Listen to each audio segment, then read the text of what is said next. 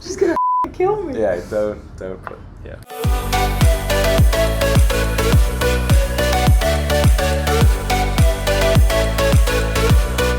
Now, not everything in China is cheaper. Like we mentioned, if you're buying Chinese, it's going to be cheaper. If you're buying foreign, it's going to be more expensive. Yeah. And one of the biggest examples of this are vehicles, actually. Oh yeah, if you're going to be buying, again, if you're buying anything Japanese or American, expect it to be a lot more expensive. If you're buying Chinese cars, a lot cheaper because the government doesn't have the same taxes for those cars. Yep. Now, a loophole around this is a lot of Japanese and American companies set up partnership corporations where they have 50% stake in the Chinese company. So the Chinese company half owns Ford, half owns Toyota, half owns Honda, and you can get cheaper versions of those cars. Yeah. For example, a Toyota Corolla, comparatively in the West, costs between $15,000 and $20,000. Here, if you buy the Chinese equivalent, which is still a Toyota, but it's not as good. It's not as good as the Japanese one. Trust The me. materials aren't going to be up to Toyota standards, I think. But it's only $10,000, so you got quite the savings. However, most Chinese people don't like to buy the partnership cars. They buy the real And they like imports, to buy the real things. Yeah. where they pay double the price. So it's about $25,000 to $28,000 for a Toyota Corolla from Japan here, whereas back home in America or Canada, you pay a lot less than that. Yeah, and again, it's also hard to make that comparison because prices in Canada are not the same as America. Sure. Americans spend less money on their cars just because it's cheaper in America for whatever stupid reason. Sure. I get that. Now you're pretty limited. If you're going to buy a car here in China, you're also very limited as to what models you can buy. A lot of cars don't come out here in China. There's not very much choice for a lot of these cars. Yeah, your options for Chinese models are going to be a lot more broad. For sure. However, motorcycles, if you're only here for a short amount of time, we like to ride bikes. Love right? riding bikes. If you buy a Chinese motorcycle, I'm not recommending this because they're terrible in quality. They are so cheap. Yeah. And if you get a Chinese motorcycle, it opens up your world to be able to ride out in the middle of nowhere in the countryside and experience real China, as we call it, right? Yeah, huge recommend to get bikes. You said it perfectly. It opens up everything. No more trains, no more planes, no more taxis and stuff. Yeah. Just get a decent working bike, and even if you get a Chinese bike and it's not the quality that you might be hoping for, it doesn't matter because chances are the bike that you bought, there's going to be parts everywhere. So obviously when you come to China, you're not just going to be buying vehicles and eating. You have to live somewhere. You got to have a place to sleep, right? Yup. And the good thing is that a lot of employers actually sponsor your housing, especially in teaching jobs, right? So your employer picks your apartment for you, right? Yeah, they do. I do have the option to pick my own apartment, which I did, and in that case, they'll give me a certain amount of money that I can go spend on rent. Great, because rent in China is really cheap, as I'm sure you can imagine. Depending on where you are. Well, yeah, depending on where you are. I mean, but if we're going to compare it to Korea and Japan, to other big Asian countries, rent is cheaper in China. Absolutely. Can I ask, you have a 2-floor apartment. It's really nice. I've seen it. It's not really big or anything, but it's in a nice part of town, right? Yeah. How much do you actually pay for that every I month? spend 1,500 yuan every month on that apartment. So about $300 a month. Yeah, and that's on like that's a really high-end part of town. I wouldn't normally live in that high-end part of town that's close to work. So. Sure, he lives in the kind of new area. It's called Jiangbei, and it's super nice there. Almost first world in some areas. You have a lot of amenities, really good restaurants and stuff that have Korean and American, all the kind of cuisine. Yeah. But you go into a dingier part of town, kind of where I live, right? I don't rent. I bought the flat, and I pay about 4,000 RMB for a mortgage, so about $800 a month for my mortgage. If I were to rent that flat where I'm living now, it'd be about 900 RMB a month. So it's like $150, $170 a month. It is so cheap. It's seriously. extremely cheap. You go to a place like Shenzhen or Shanghai, Beijing, this is not the case. It's really expensive to live in those cities. Let me ask you, would you recommend the average foreigner coming to China to get a mortgage on a home here? Sure, a lot of people have asked me, they're like, hey, I see that you bought your own flat, right? Worst decision I've ever Only made. an absolute retard would get, I can't say retard, only an absolute moron would get a mortgage on a house. I mean, it's huge not recommend. Don't do it.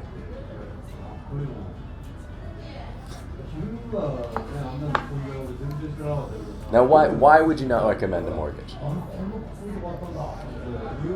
Some people don't have a choice, all right? You dick.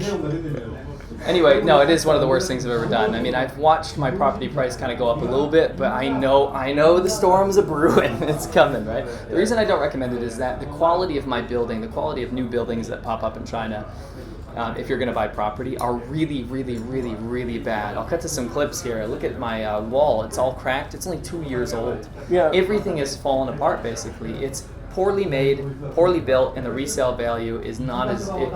what the projections for what I was supposed to sell it back for when I wanted to leave, they're not there yet, and I don't think people actually want to move into such, we call them tofu buildings in China. Yeah. It's a tofu building, well, most of them are. Yeah, because they build them out of concrete, which is great because concrete's cheap, it's easy to use, but the problem is they fall apart. Plus you have to contend with things like maybe your upstairs neighbor wants to redo his floor, so he's going to use a jackhammer to like break open the tiles, and all of a sudden your roof is falling apart. Are you alluding to what happened to me? Yeah, it happened to you, and then you're going to expect them to cover the cost, and it's this whole thing, and it's just annoying to own your own place in China. It's not like the West. It's kind of a nuisance. Trust me on this. Prices to buy in China for apartments are overpriced. Prices to rent are usually cheaper in comparison. So rent. Rent, don't buy. Rent, don't buy. Also, if your employer tells you that they can sort you out an apartment, check it out first and ask if you can get a stipend instead, because a lot of the times they have deals with these companies where they'll lend out like a really shit apartment. I've lived in some really both crappy places, so it's probably better to go choose and find your own apartments, which is really easy. That's all for a whole other video. For sure. But rent, don't buy. It's cheaper to rent.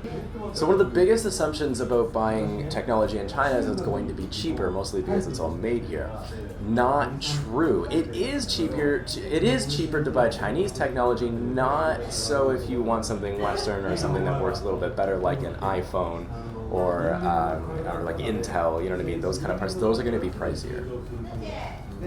Absolutely. For example, this camera that I bought is about $1,000 back home, and also in Hong Kong, but here it was about $1,200. So it's way more expensive to buy like kind of import, so to say export technology here in China. But the thing is, if you go to places like Huajiang Bay in Shenzhen, if you buy Chinese equivalent stuff, you're gonna be in heaven. If you're not concerned about quality, like they have Chinese equivalents of everything, literally everything. So you can get cheap tech here, but you have to have pretty low standards for what you're looking for. Yeah. Prezi, what's been your experience like buying clothes here in China? Honestly, pretty good. I wear mostly like Western clothes, H&M, that kind of stuff, and it's pretty decently priced. However, this varies quite a bit depending on the stores you're going to be, searching for. If you want a pair of like Levi's jeans, expect to be paying like, oh my goodness, I can't even, like an unfathomable amount of money. I went to a Levi's store and also an Avisu store, and I literally walked in, looked at the tag, and then just snoped out of there like in 2 seconds. I can't afford Don't that. even look at it. It's insane. There is a huge selection of Chinese clothes. I'm gonna be honest, it's not very good. It doesn't look good. Let's not beat around the bush here. Chinese clothes really suck. They suck. They really, really suck. How much? You don't want to wear that. Let's quick example. How much you pay for this shirt? This shirt, this is from Pull & Bear, so that's a Spanish company, similar to H&M, right? Yeah. I paid 200 RMB for this shirt, which was like $30. Yeah.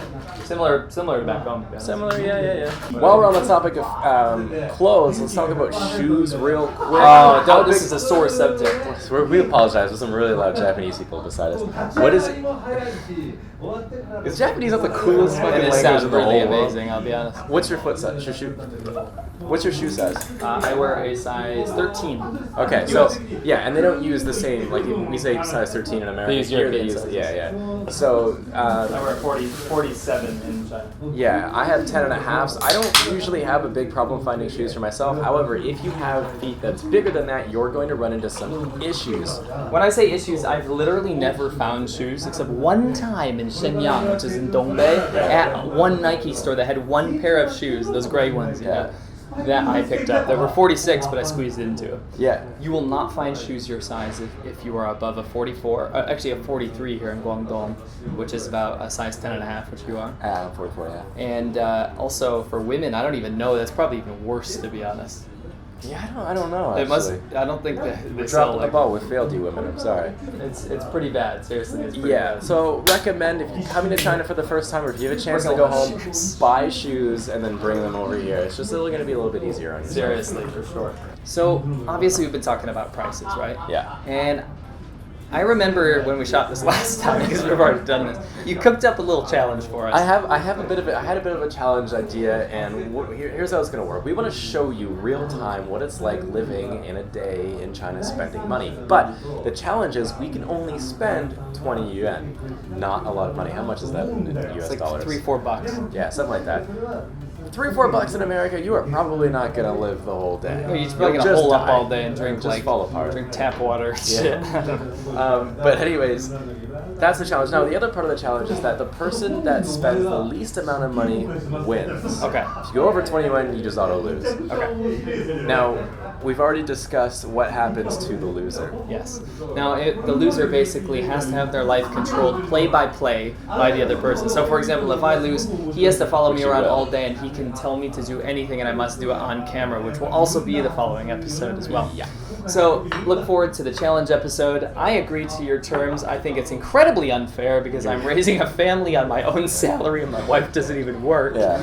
And but basically, whatever comes up during the day, and we have to pay money to do it. Anyways, thank you guys so much for watching. Vivi, get a job.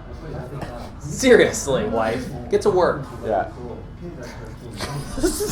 She's gonna fucking kill me. Yeah, don't put, yeah. Thank you, Laowinners. I really appreciate you sticking around for this episode. Here, into you. See you next time. Comment, link, and subscribe at the bottom. Stay positive and all the other,